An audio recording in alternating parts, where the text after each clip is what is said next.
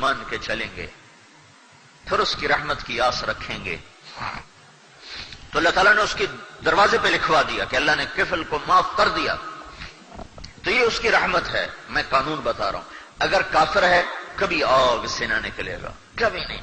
ایمان والا ہے ایک دن آئے گا کہ یہ جہنم سے نکلے گا، ایک دن آئے گا۔ اب کتنے سال یہ اللہ جانتا ہے، کتنے ہزار سال یہ اللہ جانتا ہے، یہ اللہ کا علم ہے، اسی کے پاس ہے۔ تو عامل الصالحات کی شرط لگانے سے ایمان والے ناکام ہو گئے، لیکن اس ناکامی کی تفصیل یہ ہے کہ یہ جائیں گے جہنم میں، یہ ناکامی ہے۔ ان کی ناکامی کیا ہے؟ یہ سیدھے جنت میں نہیں گئے، یہ جہنم براستہ جہنم جنت میں گئے ہیں۔ وعمل الصالحات، عمل الصالحات کی شرط لگنے سے ایمان کی ناکامی بتائی۔ تیسری شرط وتواصوا بالحق، عمل تو کرتے رہے، دعوت کا کام نہیں کیا۔ اس امت کا ترہ امتیازی دعوت ہے، وَاجْتَبَاكُمْ، ہم نے تمہیں چنا، وَكَذَلِكَ جَعَلْنَاكُمْ أُمَّةً وَسَطًا، ہم نے تمہیں امت وسط بنایا۔ وسط کا ترجمہ ساری تفسیروں میں ہے اعتدال والی، درمیان والی امت وسط، اعتدال والی امت۔ جبوتی، میں اس کا ایک ترجمہ اور کرتا تھا، مجھے ایک ترجمہ اس کا اور سمجھ میں آیا تبلیغ کی وجہ سے، تبلیغ کی مناسبت سے۔ وَكَذَلِكَ جَعَلْنَاكُمْ أُمَّةً وَسَطًا، وسط کا ایک مطلب ہوتا ہے وسط، درمیان، اور ایک مطلب ہوتا ہے واسطہ۔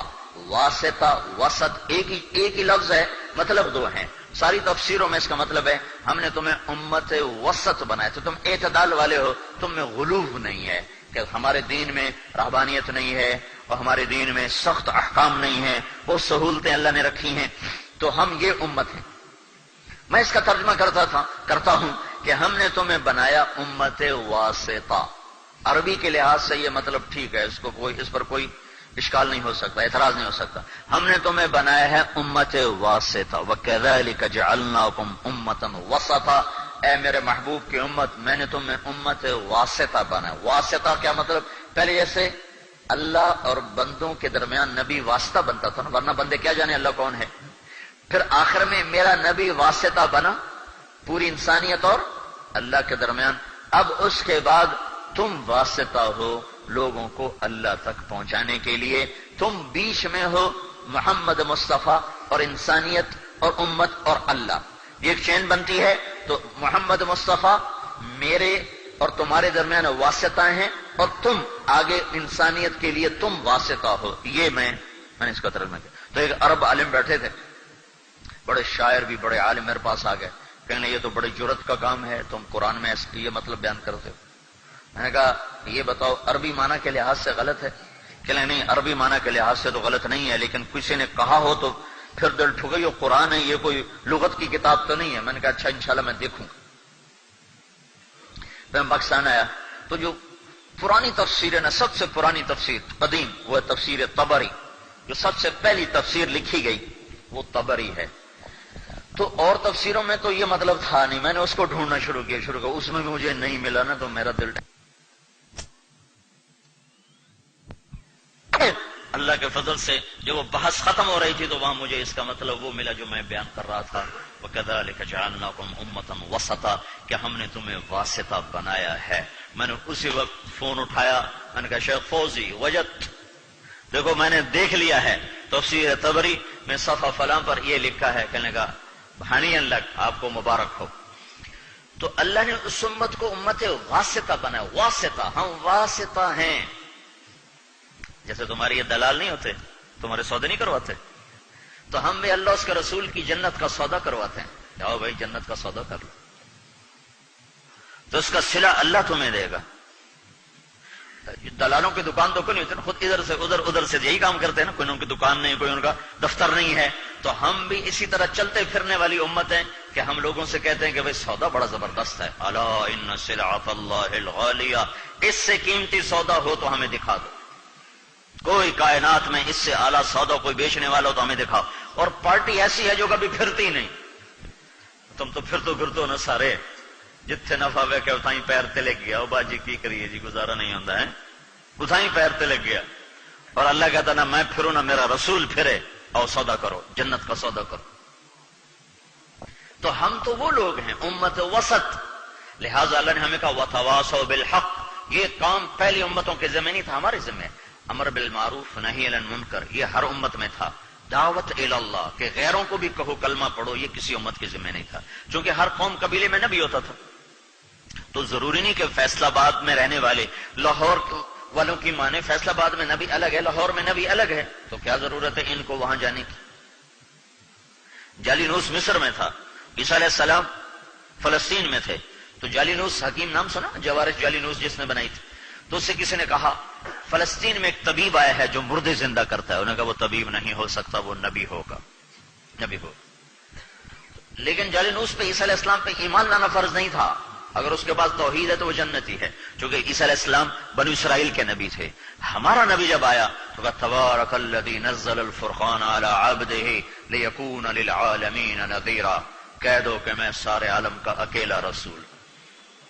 اب اور کوئی نہیں آئے گا.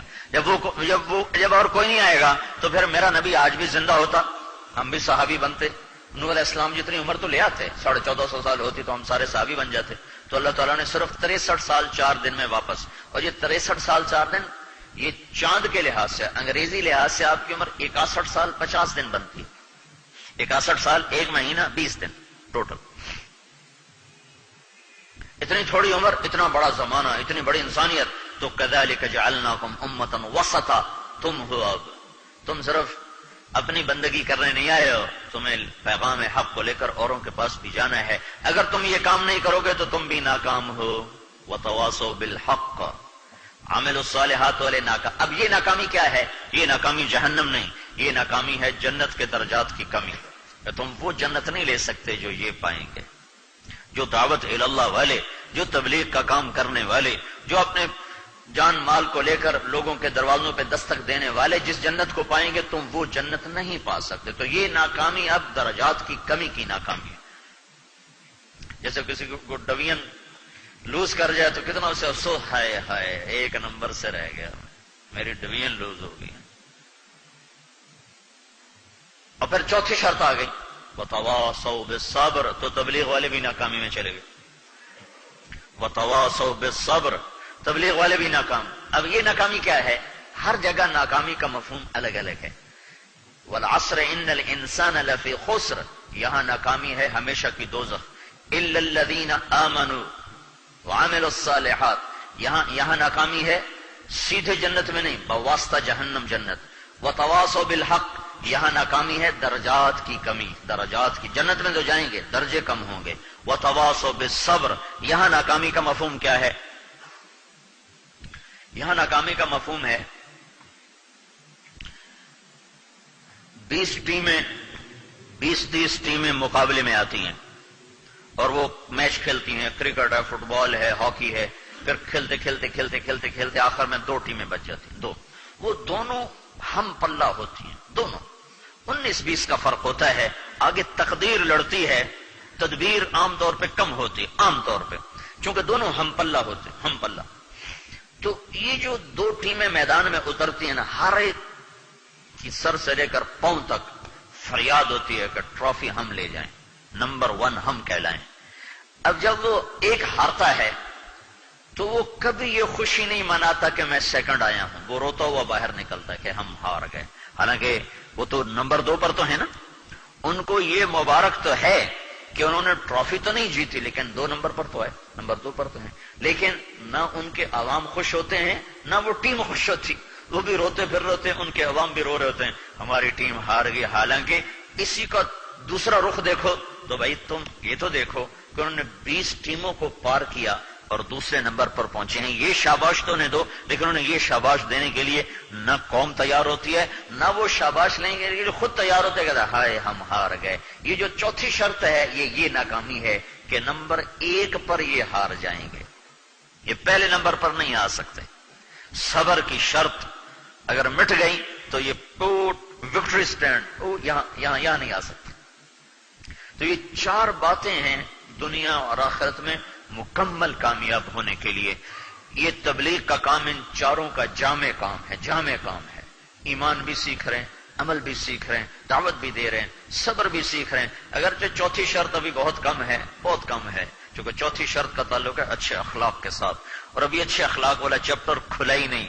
یہ کھلا ہے تو کسی نے پڑھا ہی نہیں, پڑھا ہے تو کسی نے عمل ہی نہیں کیا ہے, عمل کیا ہے تو کرنے والے اتنے تھوڑے ہیں کہ اس کو آٹے میں نمک بھی نہیں میں کہہ سکتا.